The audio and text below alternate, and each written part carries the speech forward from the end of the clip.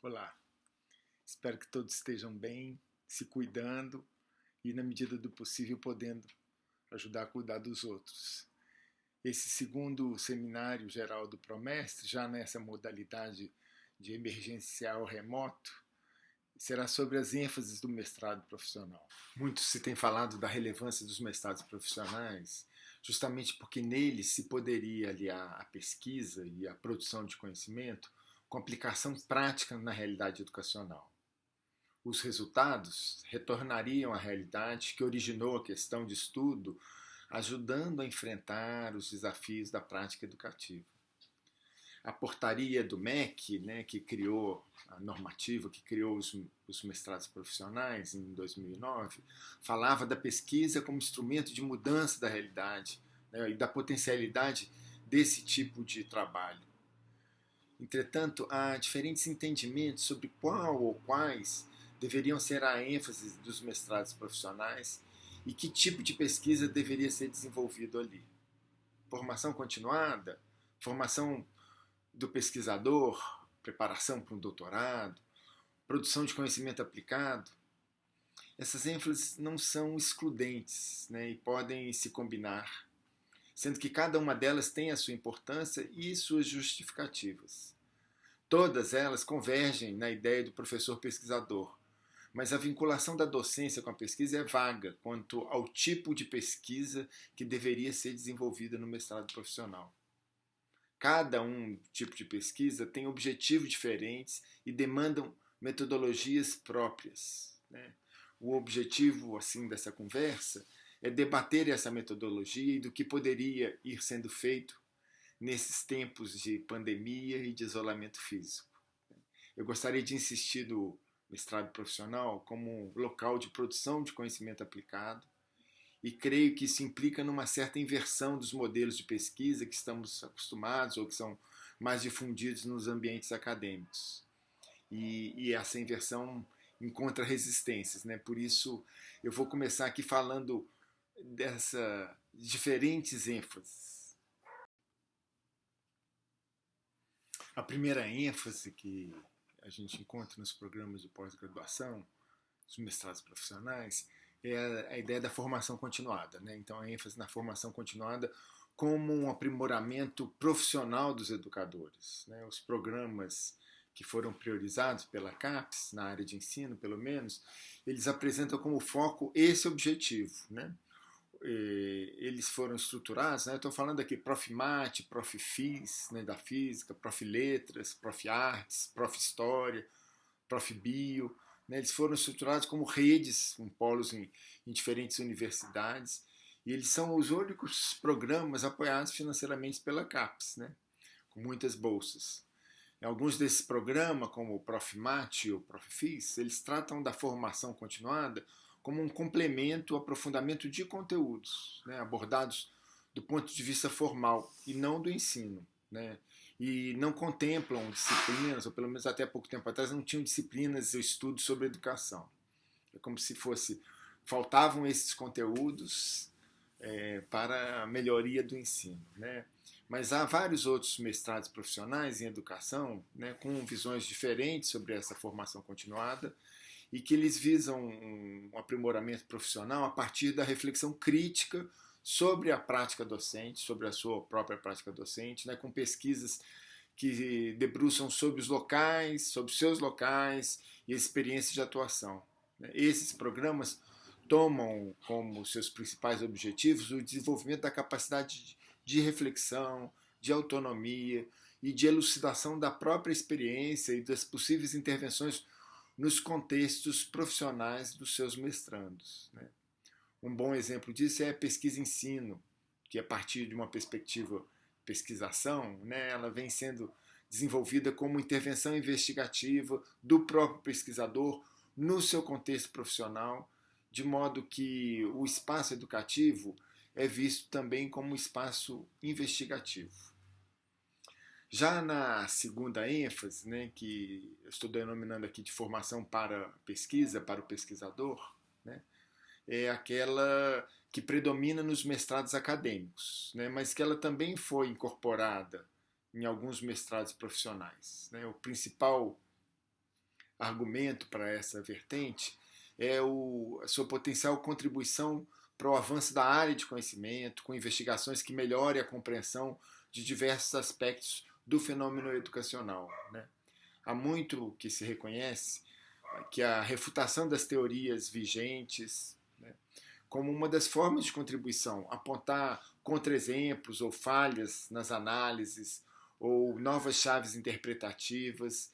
Dessa forma, essas pesquisas trazem, sim, né, avanços para a área do conhecimento, né?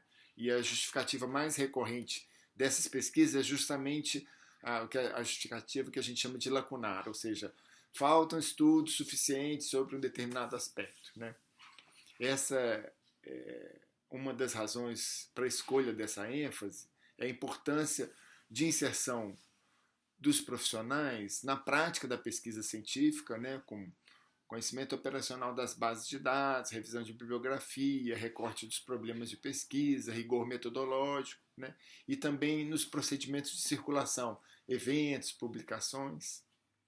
Mesmo quando o problema abordado é concreto, né, objetiva-se averiguar hipóteses, rever teorias, de forma a poder subsidiar novas abordagens no ensino ou em políticas educacionais num sentido amplo, né? Ainda que não tenham aplicações ou desdobramentos concretos, são pesquisas importantes na medida em que podem contribuir na compreensão de fenômenos educacionais ou em alguns de seus aspectos, né? A boa parte das pesquisas em educação, elas podem, nesse sentido, ser consideradas como pesquisa básica, né?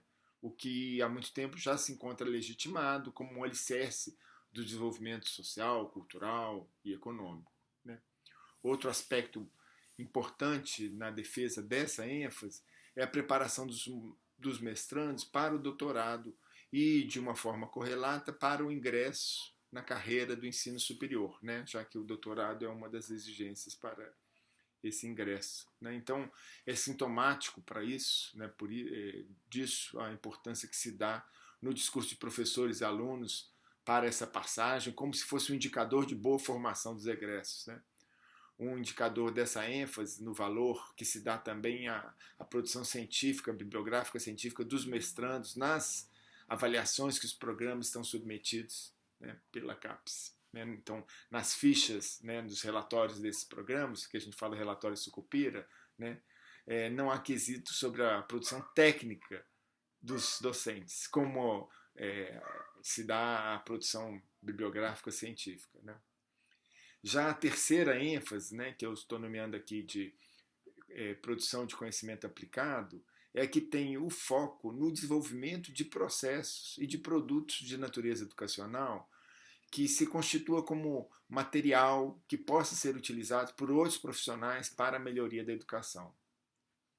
Muitos profissionais, sobretudo após anos de experiência em sala de aula, na gestão ou em processos educativos não escolares, criaram procedimentos, desenvolveram atividades, metodologias de ensino e avaliação, estratégia, seja com envolvimento das famílias, produção de materiais e em situações de aprendizagem que ficam sem registro e que raramente chegam a ser compartilhadas e replicadas e avaliadas, né? Num livro que eu gosto muito, chamado A Invenção do Cotidiano, o historiador Michel de Certeau mostra como sobre a aparente repetição dos objetos que a cultura se serve há uma criatividade inesgotável e que é difícil apreciar e reconhecer, até mesmo porque essa sensibilidade foi direcionada para outros setores, né? Então, os seus criadores não se valem de uma sistematização, que é isso que a universidade pode ajudar na discussão dos pressupostos, das categorias, dos registros, né? Mas também não se vale de uma avaliação criteriosa sobre seu alcance e suas limitações.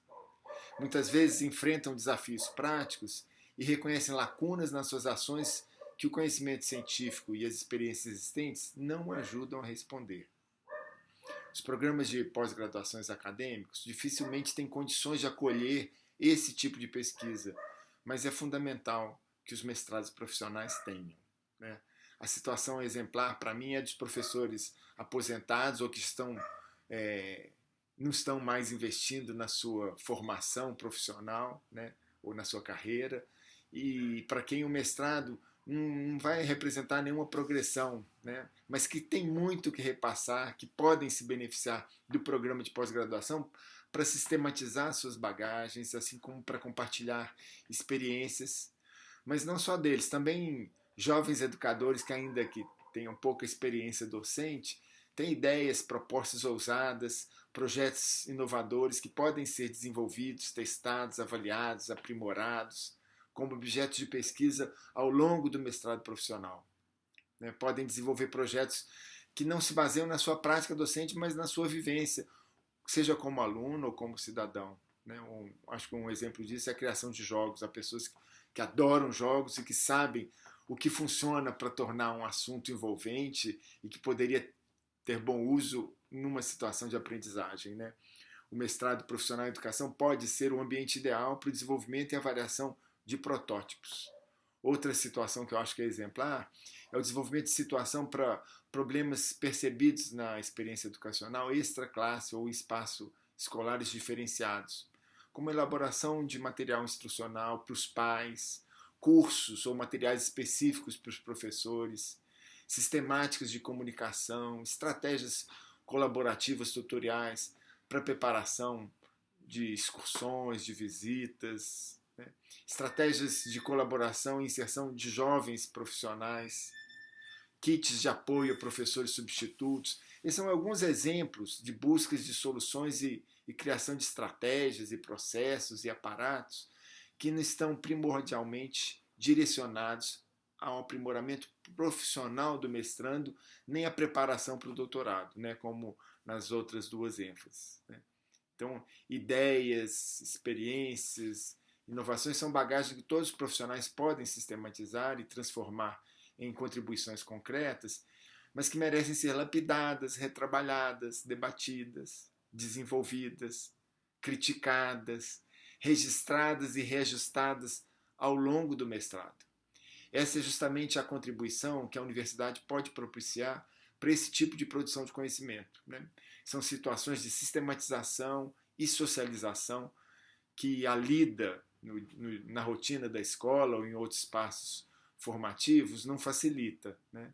E que podem ser desenvolvidos no mestrados profissionais como um ambiente adequado, como incubadora de inovações. Esses programas de pós-graduações devem propiciar ambientes de discussão teórica e metodológica, parcerias, consultorias de design, na edição de imagens, no desenvolvimento de aplicativos, entre tantos outros possíveis, né? Mas visando a elaboração e a experimentação de produtos educacionais.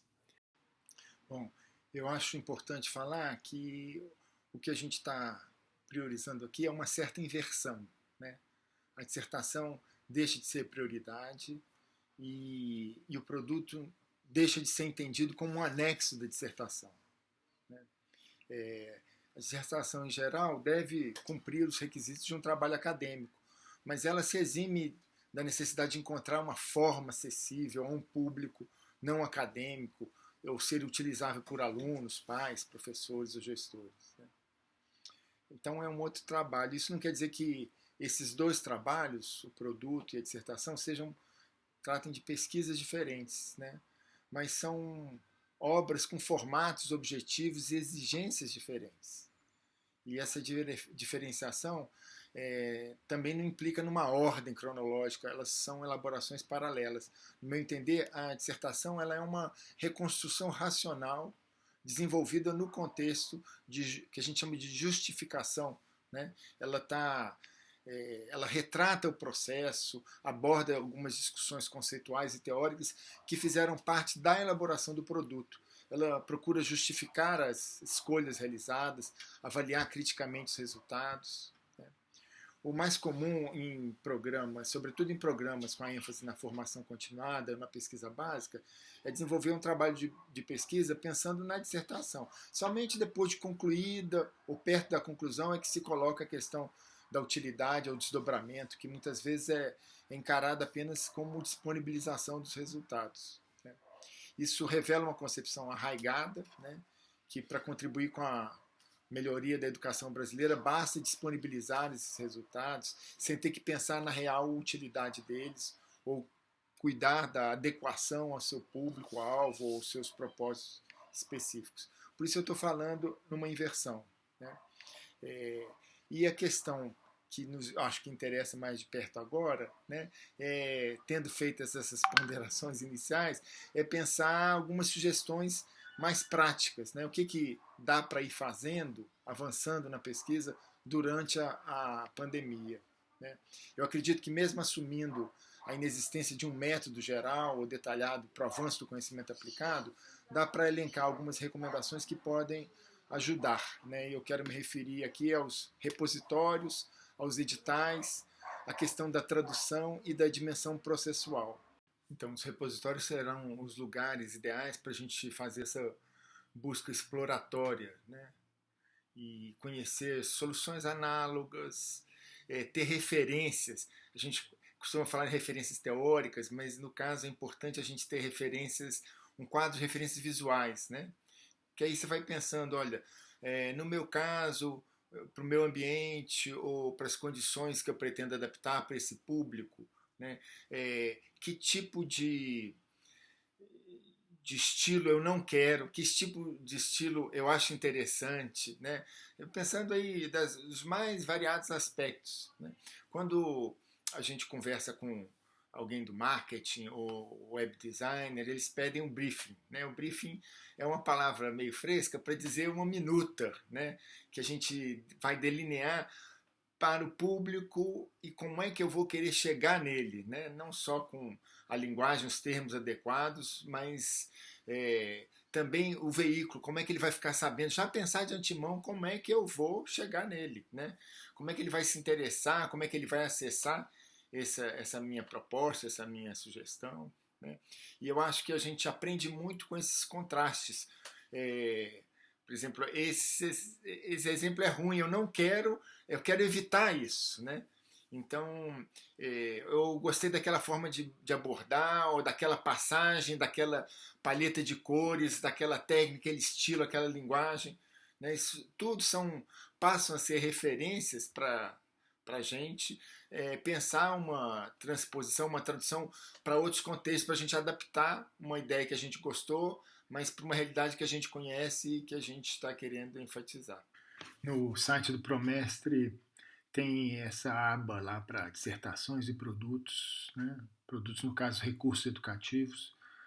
E a da dissertação acho que está bem legal, atualizada e remete à biblioteca e, portanto, às ferramentas de buscas da biblioteca por ano, autor, título, palavras-chave, né?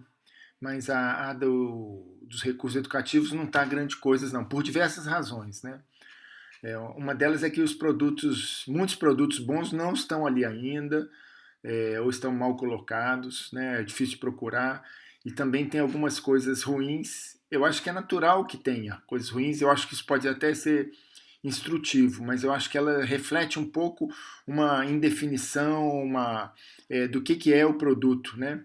Eu acho que, a gente vai ver ali alguns produtos são e-books, né, de resumo de dissertação. É só o resumo de dissertação, né? Ela cumpre as exigências formais, né, quase como se fosse um anexo, mas eu não vejo pelo menos relevância social nisso, né? Eu acho que elas revelam a despreocupação com compartilhar as experiências, né? Um pouco aquela história, disponibilizei, deixei lá meu texto na prateleira para quem quisesse olhar. Eu acho que a gente precisa mais que isso, nós temos que querer e podemos muito mais que isso, né? Uma das razões dessa demora, dessa lacuna no site, era que a gente está há anos aguardando esse repositório da UFMG, né? Porque ele permitiria fazer né, usar ferramentas de busca e juntar com outras coleções, né, da UFMG. A ideia era termos uma coleção promestre aí dentro dos recursos educacionais. Né, então a gente clicando aí, a gente vai ver que, olha só, é meio frustrante, né? Tem 0 recursos educacionais. Como 0? Né? Não, tem 32 mil trabalhos acadêmicos. Isso já é um sintoma dessa miopia sobre o que é a produção de conhecimento na academia, né? Bom, mas a CAPES tentou também suprir essa lacuna, né? Principalmente quando ela resolveu apoiar a educação básica, criando lá a CAPES da educação básica, promovendo a universidade aberta e os mestrados profissionais, né? Principalmente aqueles ligados ao ensino da educação básica. Ela criou o EduCaps, que é esse portal aí de objetos educacionais abertos, que tem no seu acervo milhares de objetos de aprendizagem, incluindo textos, livros didáticos, videoaulas, áudios, imagens, todos de maneira aberta para domínio público, né, de domínio público. Né. Há muitos repositórios, né? O Google é sempre a forma boa de encontrá-los, né? Mas na biblioteca do Wiki, né, do Wikipedia, tem especificamente esse do Wiki Universidade, tem uma lista de repositórios de recursos educacionais disponíveis online, né? Alguns desses que a gente está mostrando aqui, mas muitos outros que eu mesmo nunca entrei, né? Eu acho que mesmo sites de empresas que vendem produtos educacionais podem ser instrutivos, vale a pena ser visitados. Né? E eu lembro de uma situação que a gente estava olhando isso com um grupo e encontramos lá um gravador com microfone todo bonitinho, que era para atividades com meninos autistas, né? E é incrível porque assim, a justificativa e as atividades eram muito boas, mas o produto podia ser trocado por qualquer celular, podia ser trocado por outras formas, ou seja, a ideia estava lá, a justificativa estava lá e o produto podia ser inteiramente adaptado, simplificado. Então, nesse sentido, eu acho que vale a pena conhecer sim, as várias outras abordagens dos temas produtos educativos, dos editais. Tá? Eu acho que além dos repositórios, os editais são uma ótima maneira de aprimorar e é algo que a gente pode ir fazendo para conhecer possibilidades e também para aprender. Eu falo conhecer possibilidades porque tem muita oferta de eventuais apoios. Não são fáceis, né? Mas eles nos ajudam já a ir pensando na nossa elaboração e na elaboração das justificativas, né? Pensar a quem mais poderia interessar no nosso trabalho, né?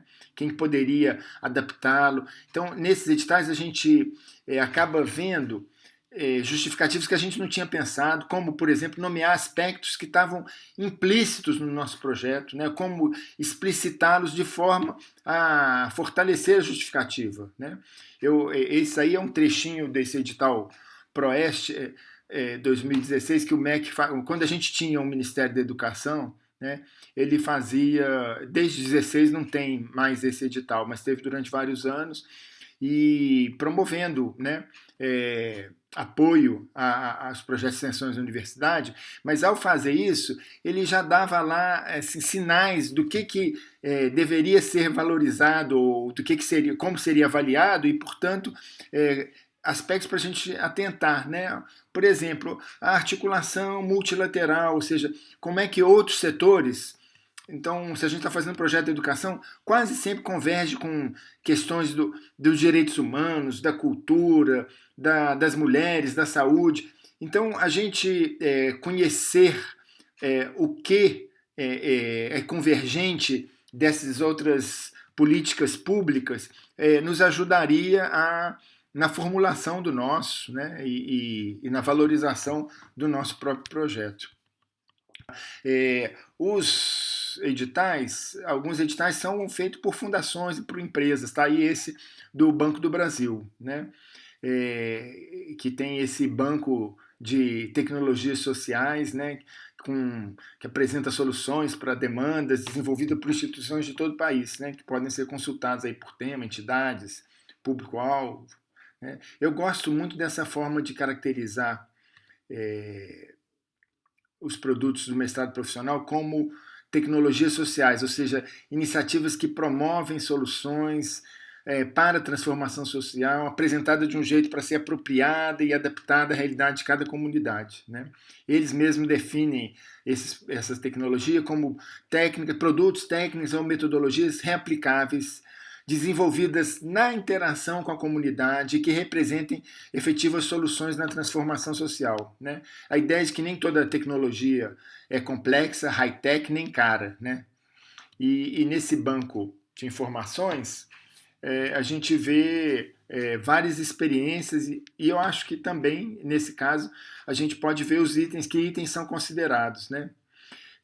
Uma das coisas, deixa eu passar para o slide, aí eu cliquei no tema da educação, aí a gente vê lá também, você procura por tema, qual que é a relação disso com o objetivo de desenvolvimento sustentável, né? Aí no terceiro caso aí a Célula ao Alcance da Mão é um projeto aqui da UFMG, né? Mas o que eu queria salientar aqui é o seguinte, que muitas vezes o apoio não é só financeiro, né? Esse sistema, esses editais da Fundação BB, eles certificam, né? E ao certificar, mesmo quando não é premiado, ao selecionar, eles acabam promovendo, difundindo e ajudando a divulgar boas tecnologias, né? Que mesmo que não tenha recebido o prêmio, né? Então esse edital é feito a cada 2 anos, né? Teve agora em 2019 e o próximo é em 2021. E ele não é para projeto, ele é para experiência realizada, tá? Eu acho que quem sabe aí alguém não abraça esse desafio para desenvolver, adaptar algo que ficou como um bom projeto, mas que não saiu do papel, ou que não foi, cujo potencial, né, da participação da comunidade não foi bem explorado. Ou seja, eu acho que em vez de a gente pensar só em projetos novos, né, muitas vezes, ou de iniciar uma coisa do zero, a gente pensar o desenvolvimento do conhecimento como um processo, né, que é de dar seguimento, implementar, aprimorar, adaptar algo que já tinha sido iniciado, né? Eu acho que isso é importante a gente conhecer o que está sendo feito e pensar como é que a gente poderia melhorar algumas coisas que ficaram, implementar algumas coisas, ou desenvolver algumas coisas que já tinham sido pensadas, mas que não foram plenamente desenvolvidas. Tá? Ao lado das fundações públicas, né, tem empresas privadas que também fazem isso de chamada pública para financiamento de projetos ou de propostas, né? Esse aí é do Itaú Social, que eu vi no portal Prosas. Esse portal é uma boa maneira da gente saber dos editais que estão abertos na área da educação e outras áreas, cultura, né? Você se inscreve lá para receber notificação, quem quiser, dos editais. E ali tem muitas empresas, a gente sabe que elas usam isso para se promover, né? Na verdade, elas usam muitas vezes o sistema de isenção fiscal para melhorar a própria imagem, mas através de abertura de apoio, né? Que podem ser interessantes para a gente, né? Bom, agora eu queria tratar um pouquinho do outro item, que é a tradução, né? Tradução aí num sentido amplo, tá? Tanto para linguagens diferentes. Essa é a empresa RCA Animate, que faz diversas criações em cima de palestras, né? Essa daí é sobre paradigmas de educação e me chamou a atenção porque era um TED, era uma daquelas palestras em inglês que eu tinha escutado, mas que ficou muito mais claro, muito mais interessante quando eu vi desenhado. Você lembra aquela gozação? Entendeu o que é que desenhe? Eu gosto muito de ver desenhado, sim. E acho que é um trabalho importante, legal e que pode ser feito com essa técnica. Eu já vi produtos de um mestrado profissional da área de saúde que o produto, o trabalho do mestrado foi justamente fazer apresentações com essa tecnologia, com essa técnica, né, sobre o SUS, né? Então era um curso do SUS todo montado em pequenos vídeos, né, de 5, 10 minutos, né? E eu imagino até que exista um aplicativo que faça isso, né? Mas eu acho que algumas pessoas, eu nem sei, quer dizer, eu imagino, mas está em inglês, né? E aí eu acho que isso nos leva ao outro aspecto da tradução. Quer dizer, a gente fala linguagem não apenas do visual, o uso de desenhos, imagens, sons, né? Mas também pensar que, quer dizer, e com isso dá para, eu acho que uma coisa antes de falar das outras linguagens, de pensar o seguinte, olha, muitas vezes, muitos desses trabalhos nos parecem inacessíveis, eles podem ser feitos apenas com uma boa ideia, quer dizer, apenas não, mas a partir de uma boa ideia ou com um bom argumento.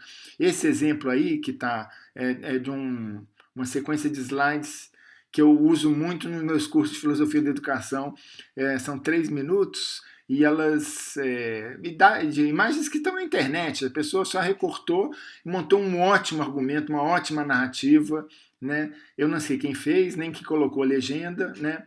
Mas ela criou uma maneira provocativa, instigante de abordar um tema, né?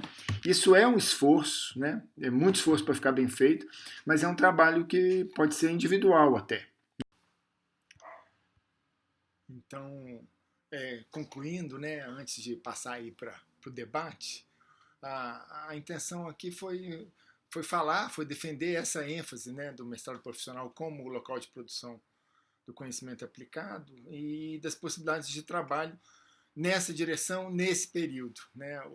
O contraste que eu fiz com essas outras ênfases possíveis, do aprimoramento profissional e da formação para pesquisa, ela está mais detalhada e justificada num texto que eu escrevi com a colega Samira Zaidan, da linha da educação matemática. Depois eu coloco as referências e o link, tá? Mas na nossa tradição acadêmica predomina essa perspectiva que vê o conhecimento aplicado e a busca de soluções práticas como uma forma de conhecimento menos legítima, porque menos amparada nos cânones de uma metodologia científica, como se fosse mais simples, né? Como se a transposição para a realidade não fosse algo dificílimo, né? Ou ainda como politicamente questionável, já que implicaria num descuido da formação reflexiva do profissional e da transformação da prática docente e da realidade educacional do país. Né? Eu espero ter deixado claro que não é bem assim. Né? E para mim o maior desafio, né, o desafio a ser enfrentado é esse efetivo alcance desses produtos, dos processos elaborados ou aprimorados nos mestrados profissionais. Né? Em que medida esses produtos poderão ser desenvolvidos e disponibilizados de forma que os outros profissionais da educação se interessem em utilizá-los. Né? As vantagens dessas inovações criadas, né, precisam ser evidentes, acessíveis aos educadores para que eles possam apreciá-las e incentivá-las. Então, era isso que eu tinha para dizer. E adoraria poder conversar sobre essas ideias e sugestões na segunda parte do seminário, agora síncrone.